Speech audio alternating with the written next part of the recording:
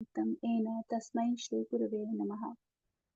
In continuation of reading the book Nectarian Ocean of the Holy Name, how should one respect the spiritual master? The question may arise how to properly respect the spiritual master in order to avoid an offense against him.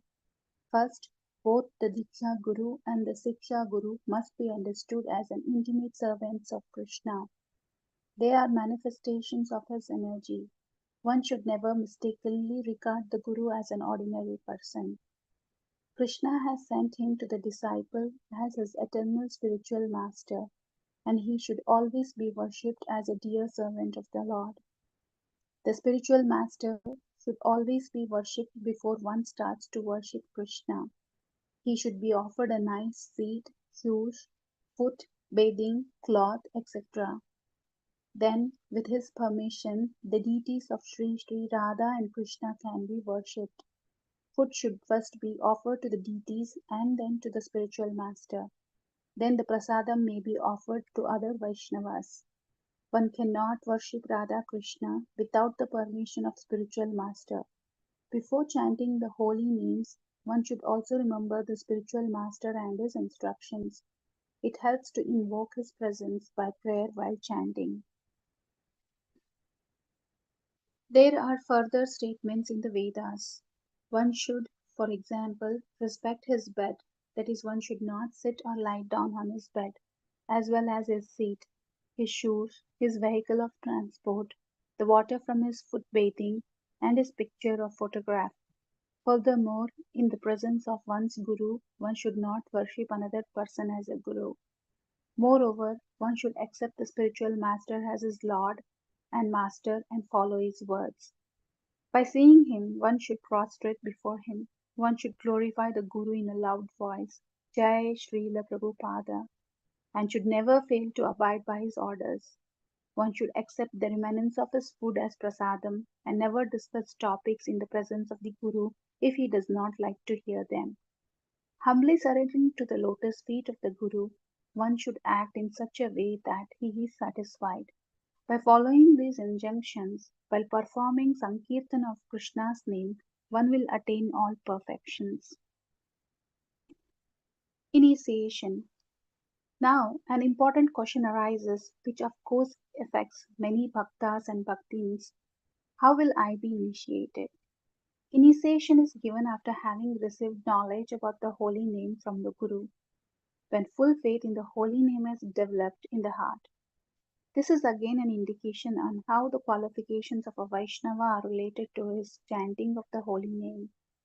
One who chants with full faith is qualified for initiation because he has received and can appreciate the most important present from the spiritual master, the holy name.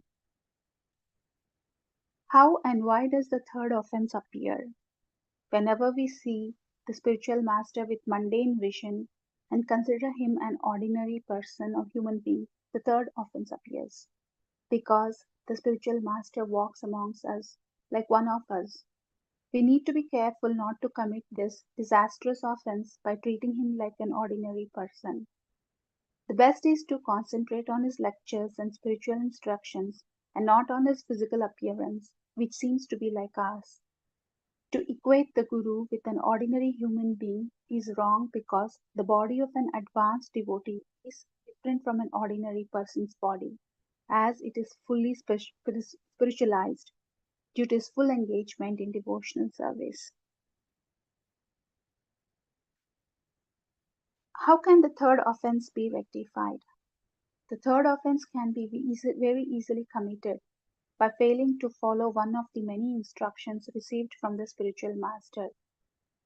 If one has rejected or disrespected a bona fide Nama Diksha Guru because of bad company or contact with nonsensical literature, one should immediately give up such unfavorable company and literature and repenting piteously fall at the Guru's lotus feet.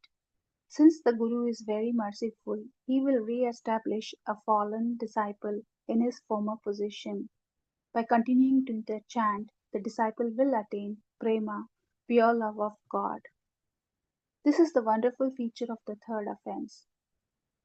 While approaching the bona fide spiritual master, one can always count on his mercy. Of course, one should endeavor to extinguish the causes of one's disrespect and not commit this offense again and again.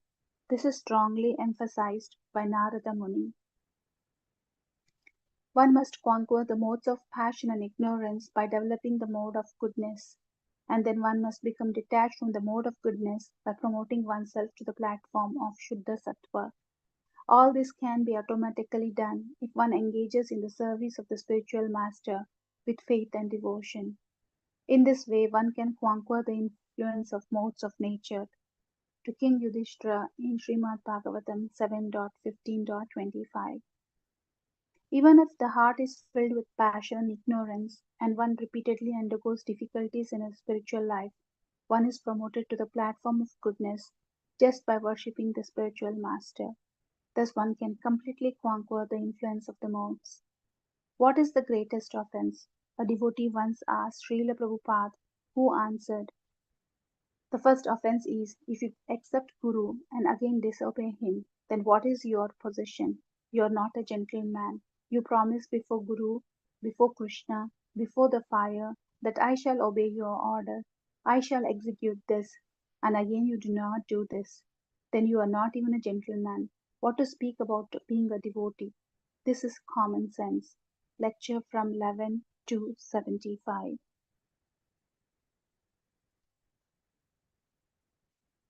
Offense. Do you want to continue, Prabhuji?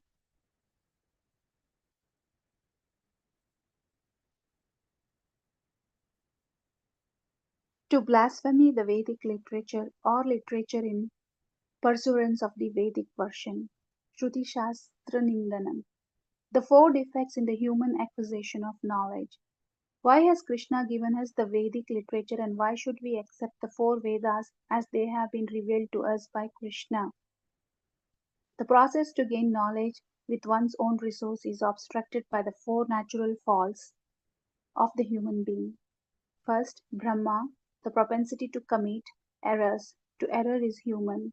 This happens when the senses are not fully attentive. Sorry, it is Brahma. Pramada, to be subject to illusion. This is due to imperfect sense perception. One sees something but is something different. Vipralipsa, the propensity to cheat oneself and others. In other words, things are reported in a different way as they have been perceived.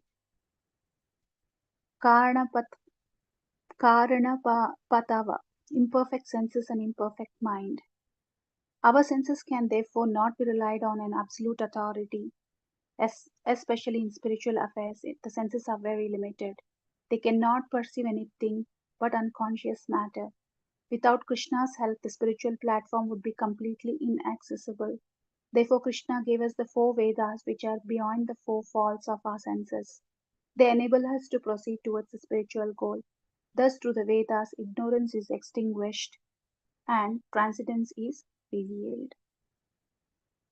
I stop here for today's reading. Just summarize. So, today we are seeing how do we respect the spiritual master. One thing is very nicely and simply explained that just by following the instructions and adhering to his instructions and not deviating from his instructions, one can simply respect the spiritual master. It is equally important to consider that either the Siksha Guru or Diksha Guru are not an ordinary living persons and should never be compared to an ordinary person. This is one of the greatest offense one has to overcome. They are, although their physical body seems to be like an ordinary person, they are greatly spiritualized living entities. The other part of what we covered was initiation. And when people have questions, who is capable of getting initiated?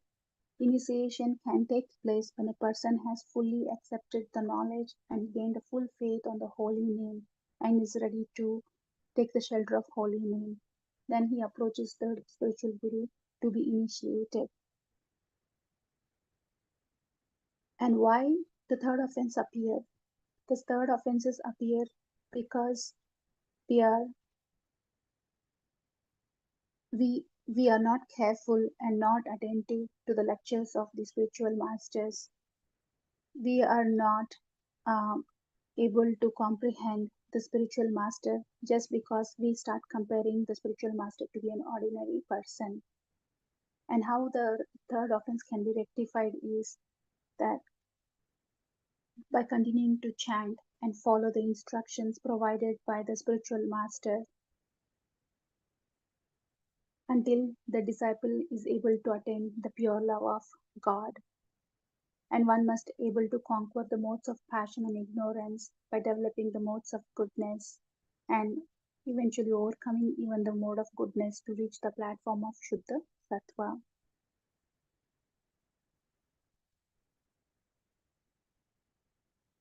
We also covered the four defects in the human acquisition of knowledge. One that is, um, we tend to commit mistakes. Our senses are not perfect, so we are not able to comprehend everything correctly, and we try to be deluded for the thing which is not to be. And another thing is because of the imperfect senses and imperfect